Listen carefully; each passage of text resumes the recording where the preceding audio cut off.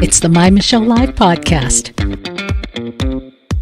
Looking for the God story and news of the day. My Michelle Live News and Views. Here's Michelle. Hey, well, it's a very important topic that we're taking on today. Nearly 2 weeks of fighting between Israel and the Hamas militant group in Gaza has been going on. If you haven't heard about it or heard a lot about it, well, that's because we care more about what pop culture is doing and in America. But believe me, this is big. You see on the streets rocking this tiny nation the perils of war. It's a densely packed urban area, the Gaza Strip. It's about the size of Washington, D.C., with 3 times as many people. And Hamas and other militant groups are maneuvering among and even sometimes underneath the civilian population. Now, Israel says it's trying to avoid civilian casualties. Can you imagine how hard that is, though, if there's tunneling underneath the city? I mean, seriously, there are places where they have tunneled even to infiltrate into areas of non-Gaza Strip cities. Israel's trying to avoid, apparently, some of these civilian casualties, targeting fighters, their infrastructures, factories, arms factories. Hamas and Gaza residents say Israel is targeting civilian homes and health and educational institutions, often without warning. It's difficult. How is it affecting the nation? What does it really look like there? We know that about a third of the workers were absent from work in southern Israel, and Israeli businesses have lost $368 million since the fighting has started. We are not just going to talk about it. We're going to give you some insight with a view from Jerusalem. And now, a view from Jerusalem with Rabbi Adlerstein. Rabbi Yitzchok Adlerstein joins us from Israel, a view from Jerusalem. So we're going to get a little inside look into what's really happening, how it's affecting everyday people. But also, guess what, Rabbi? It's affecting us here with a lot of ugliness that we'll get to in just a moment. First of all, welcome. It's so good to see you and to have you with us talking about this important news story. It's indeed great to be here. Survived the war, which was a little easier in Jerusalem than other places. We only had 1 rocket attack, but I can't tell you how saddened I am to have come out of the bomb shelter and face the world that I saw after the ceasefire. Yeah, that is part of the big story for everyone. Yeah, it's part of the big story. But before we get there, I wanted to ask you if you could set the stage for many of our listeners across the United States in particular that just knows, oh yeah, there's some violence in the Middle East. That's the extent of what they know of what's going on. If you could set the stage of what is really happening there, so we can build on that. The shortest version is that Hamas started sending rockets into Israel. We don't have enough time to talk about why they did it and what they hope to gain, but they sent not 1 or 2 rockets into Israel, which no Western country that we know of or any other country would have tolerated. These rockets were 100% aimed at civilian targets. They were not aimed at military targets. They were aimed to kill and maim as many civilians as they could. And they didn't send in 1 or 2. They sent in 4,300. 4,300. They are produced in factories to a large extent that are below ground. It was called the Hamas Metro. We're talking about scores of miles, talking about things larger than New York City subway system, which was dug and paid for by all the money that the United States has been sending, that the European Union has been sending. that has not gone to build schools and hospitals and housing in Gaza. And they've then fired them from the rooftops or between buildings, which was not a necessity of the crowdedness of Gaza, because Washington, D.C. also has open areas. And guess what? So does Gaza. They could have fired their rockets from the open areas between cities. And there are multiple cities in Gaza, but they chose to use their own citizens as human shields.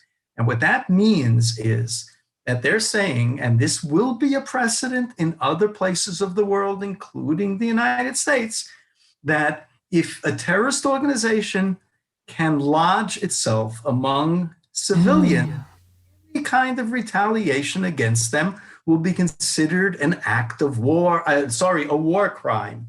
Yeah, and that's where we have to take it truly at heart.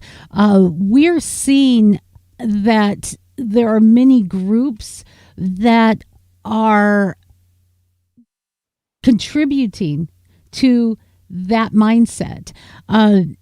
You all had sent to me an article and some statements of how different groups are taking solidarity with the Palestinians and playing into this. Yeah, use people as human shields and you'll get the good press that you want.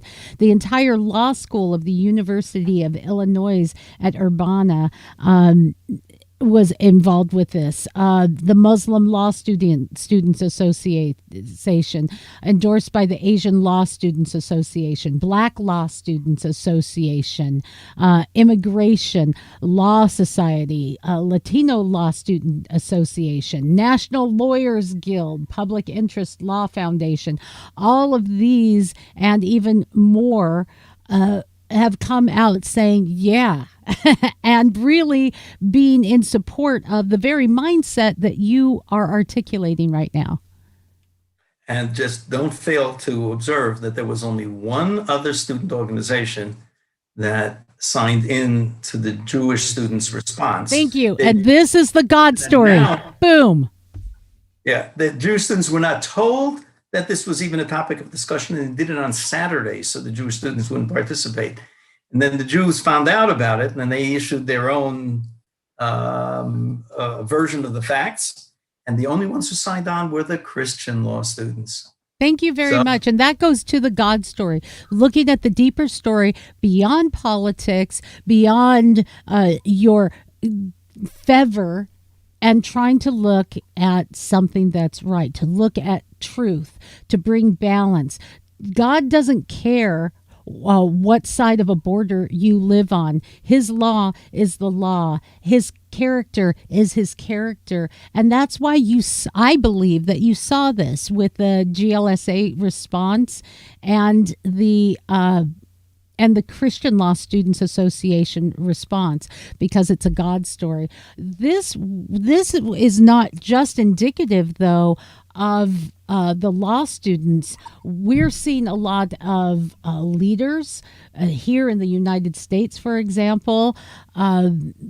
AOC gave a depiction of Israel as an anti-apartheid state that indiscriminately bombed its targets. And this is crazy. This is while anti-Zionist gangs are beating up Jews in her own city. She's speaking to this, and she's not the only one. This was quite disturbing, these statements from these differing groups.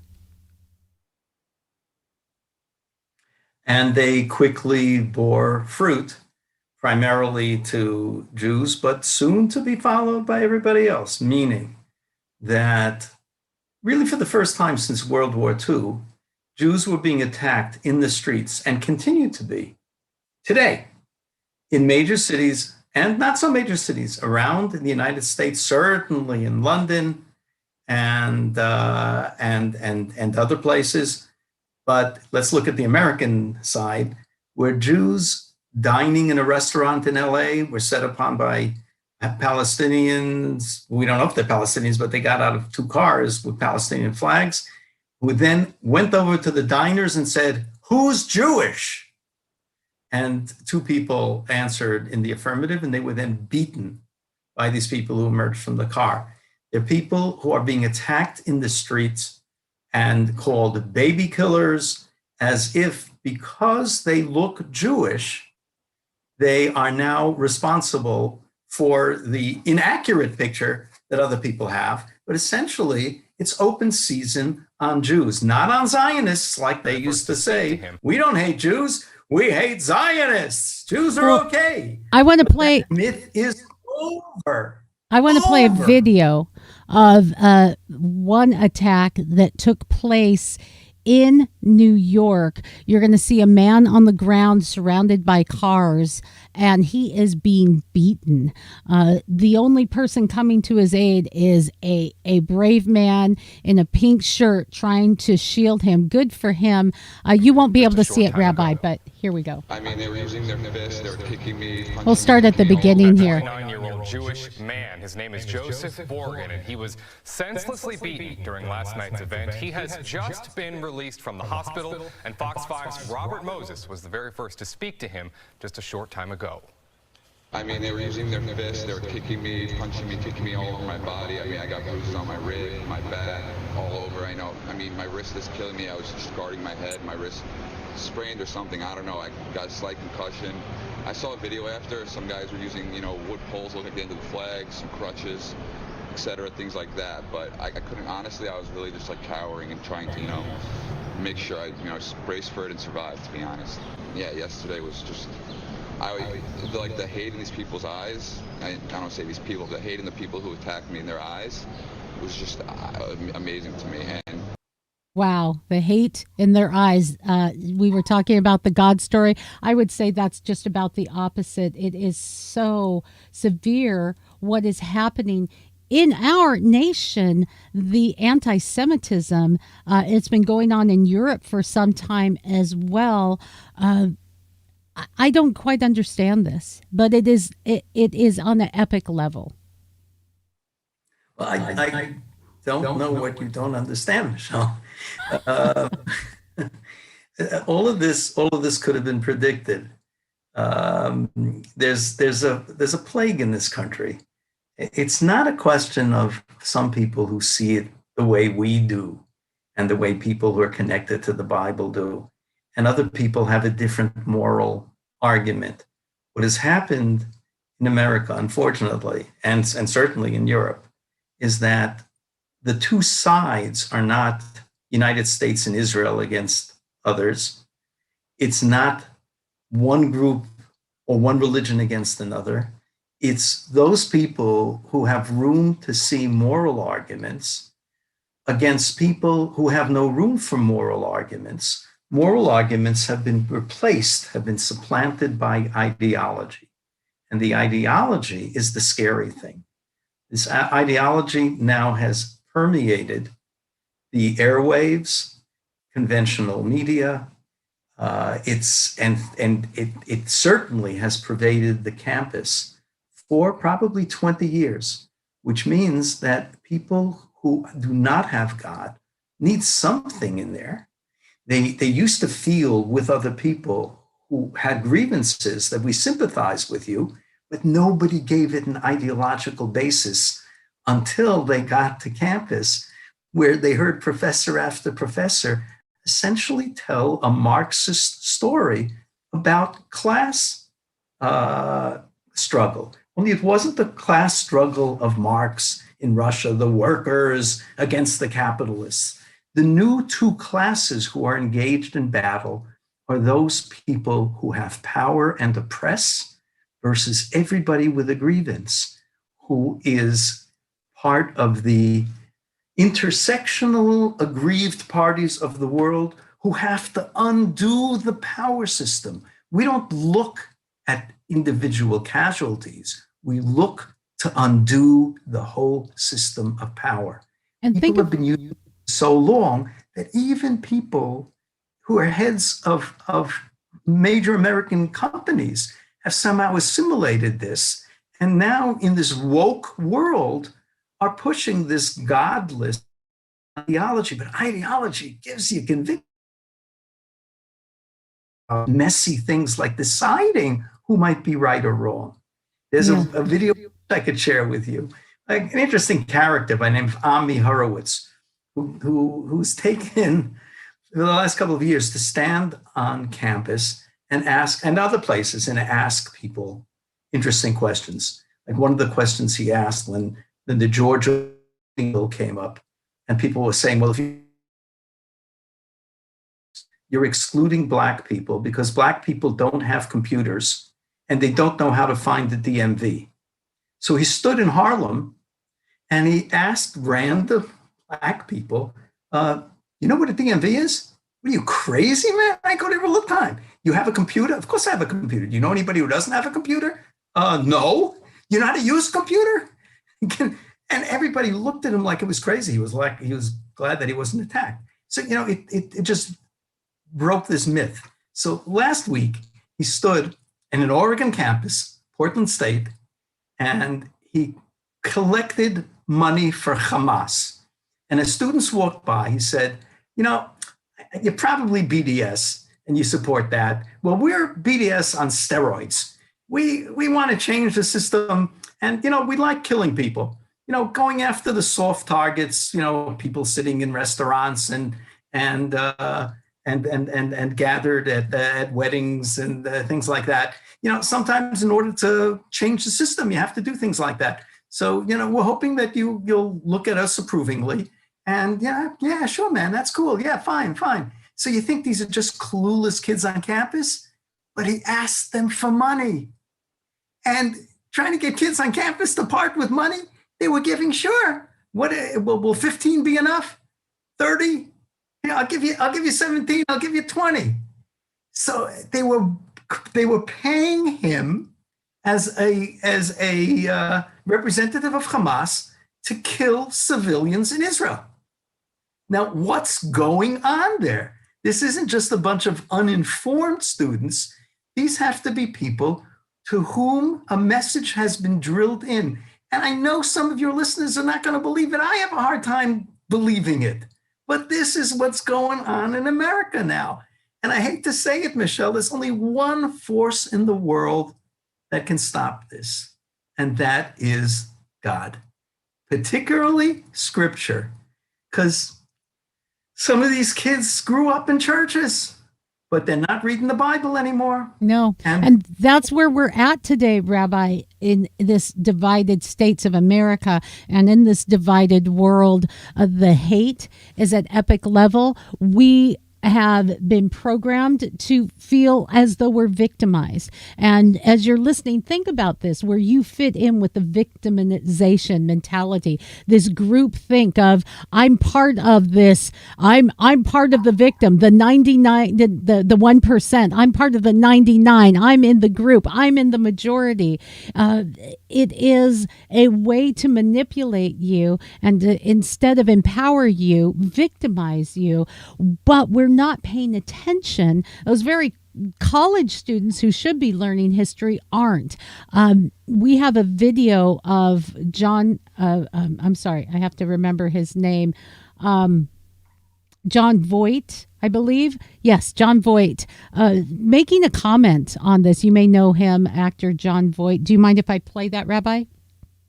No problem. John is a friend.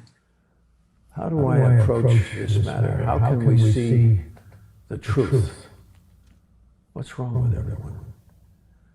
Can't you see this horror? A horror attacking Jews. I'm sick and tired of you followers, you liberal non-thinkers who only follow and bash and don't see what the truths are. The Jews have been attacked for centuries. Hitler took down millions of innocent Jews and babies and put them in gas chambers. What is wrong with you all? How dare you attack the righteous souls of God's highest truths in our own streets in Beverly Hills? What are you? You liberal fools. That's right, fools. What have you been taught to do? Ruin lives, steal, distort the idea of freedom? Freedom is the American dream. The Jewish man was taught to love, honor, and respect the morals of the Ten Commandments. What are you liberals teaching? Taking down Israel? You claim to be good. You're a disgrace to this planet Earth.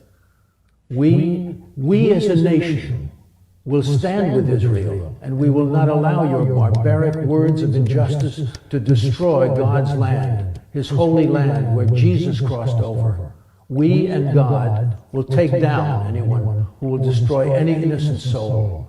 The power of God. You anti-Semitic fools will pay the price when God intervenes, because no man will destroy God's land, Israel, the holy land of miracles and prayer. God bless. That was impassioned, and I wanted to play that. I'm not going to pretend that everything that Israel does in this conflict is absolutely perfect and they are without sin. We know that none of us are without sin, and war brings ugliness, but we are not hearing the full truth. And I'm going to caution you as you're listening today to consider this. That kind of hate, that kind of liberalism is a mental disorder.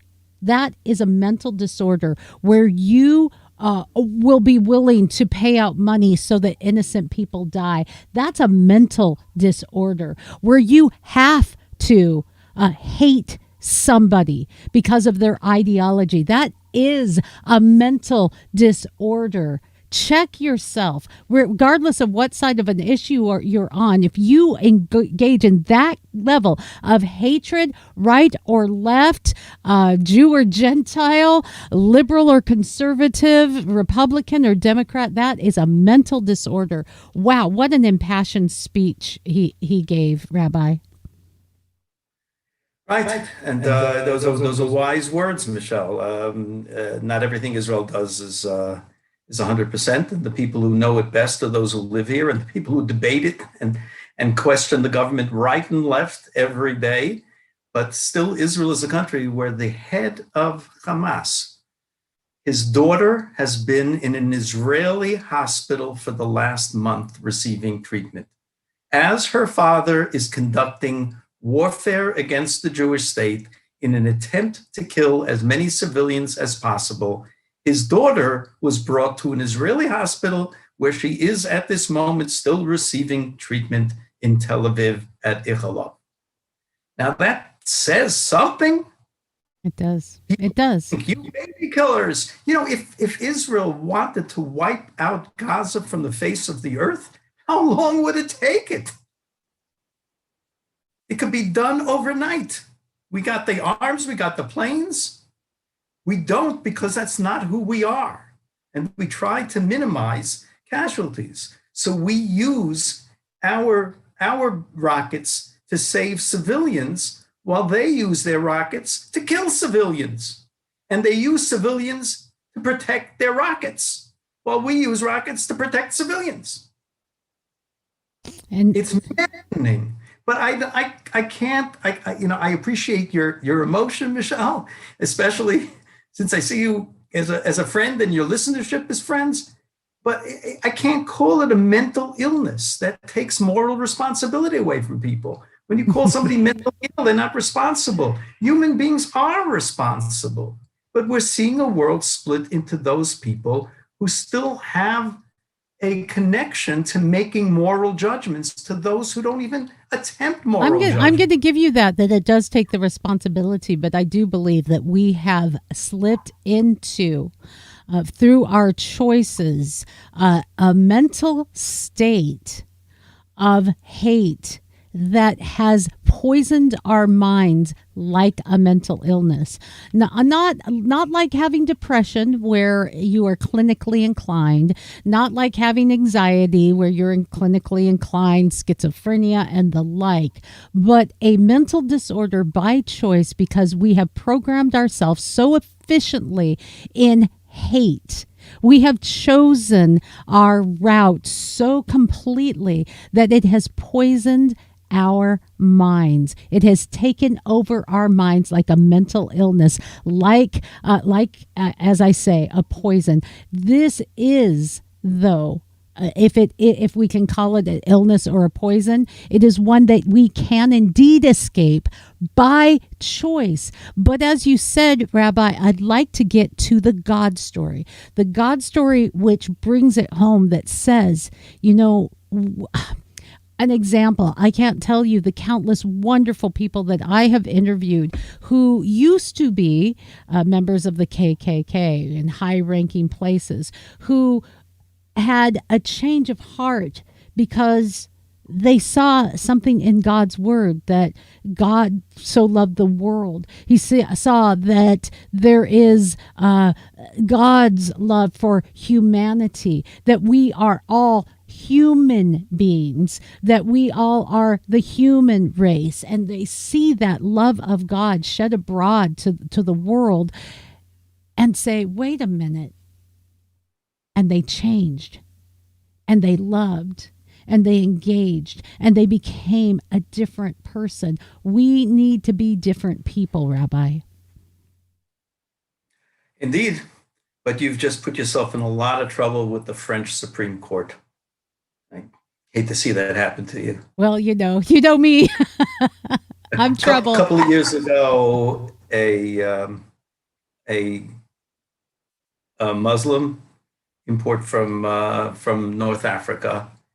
There are many of such in France.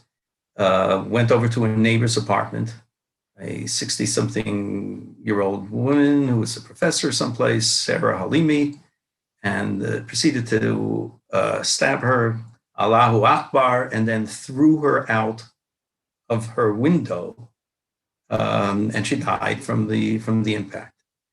The cops caught her, and there was a trial, and they found him to be innocent because he was on marijuana at the time.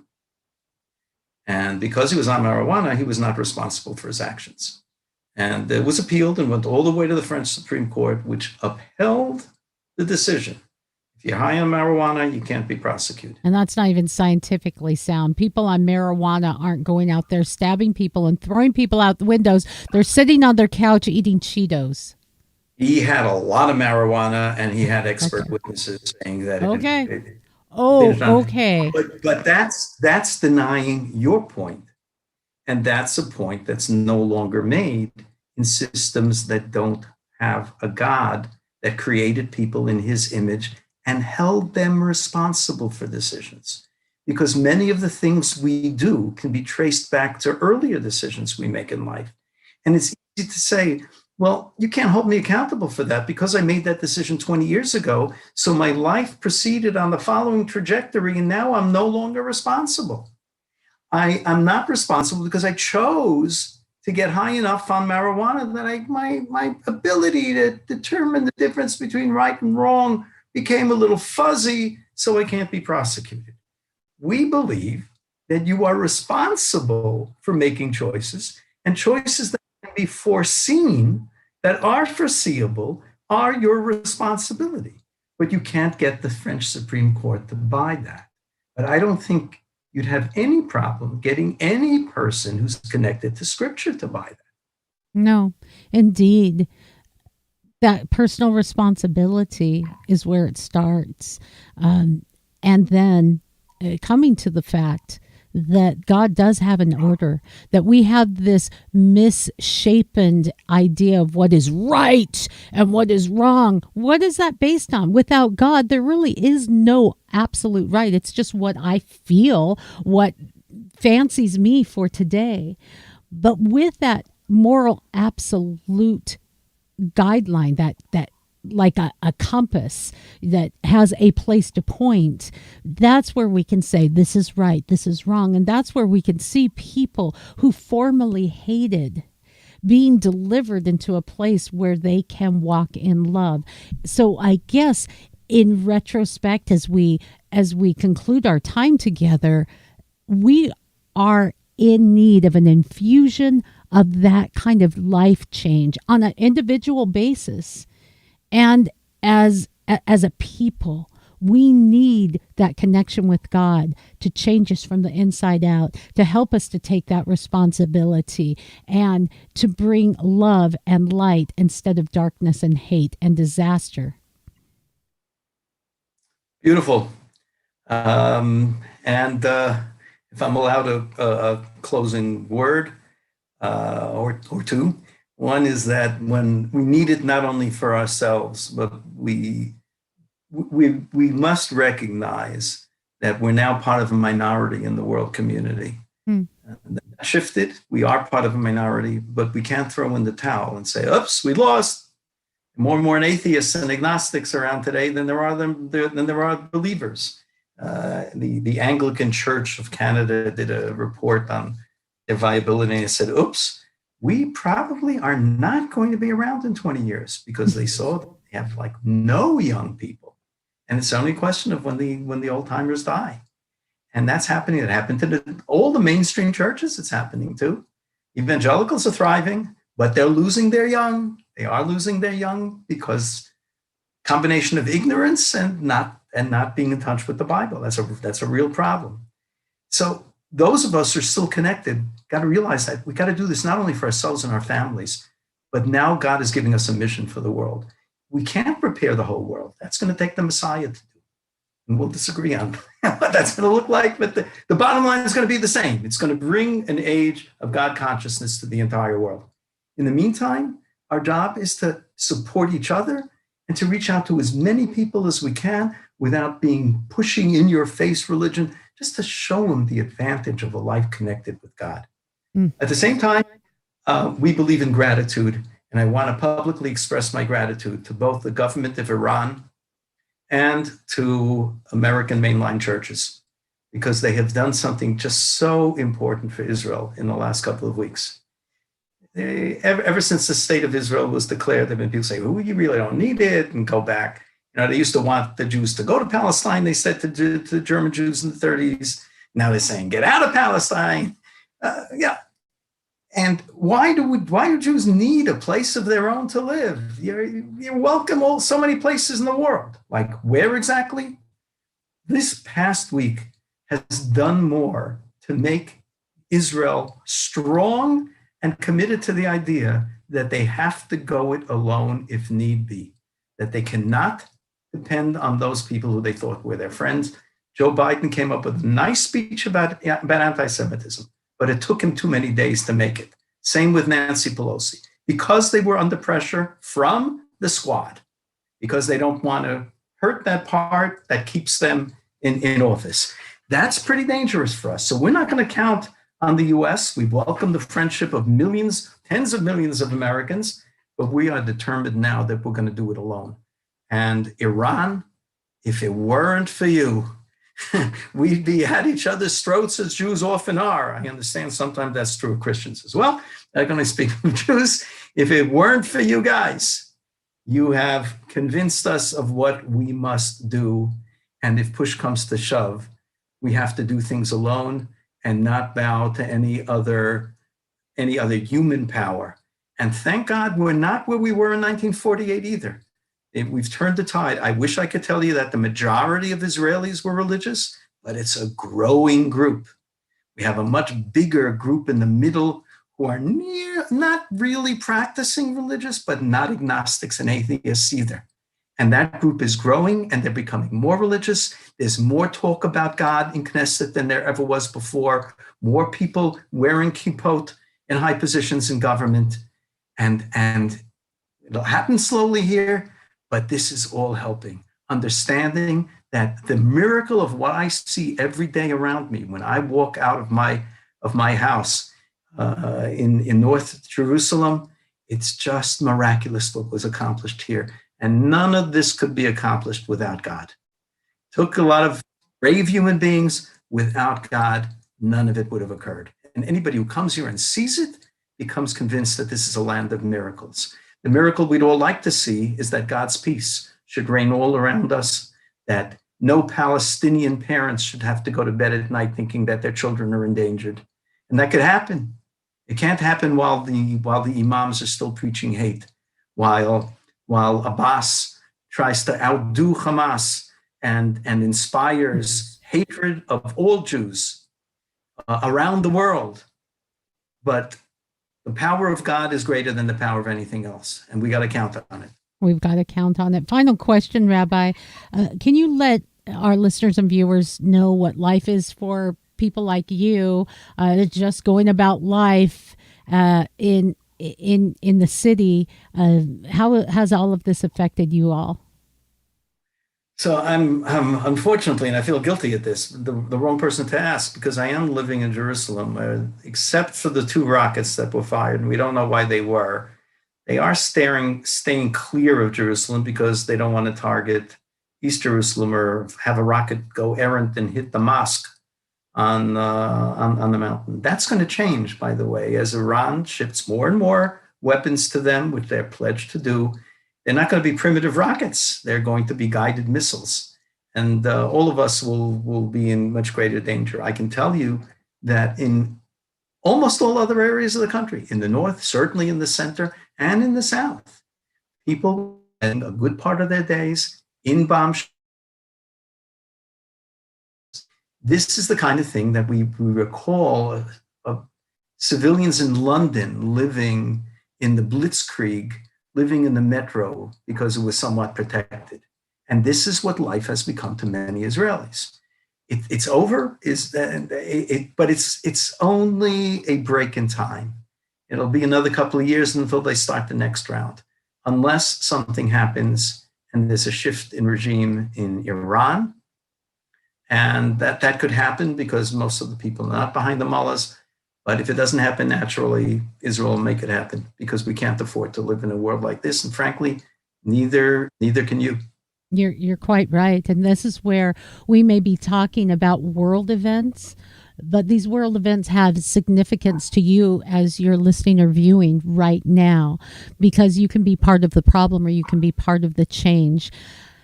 Being part of the change means finding that God story, seeking deep for it, looking for the truth, and letting it set you free. Go to mymichellelive.com, like us, share us, get the God story out there. And thank you, Rabbi, for joining us, Rabbi Yitzchok Adlerstein. He's the Director of Interfaith Affairs for the Simon Wiesenthal Center and a friend to you and me, our beloved Rabbi. It is so very good to have you with us today. God bless you. Thanks, Michelle. Pleasure as always.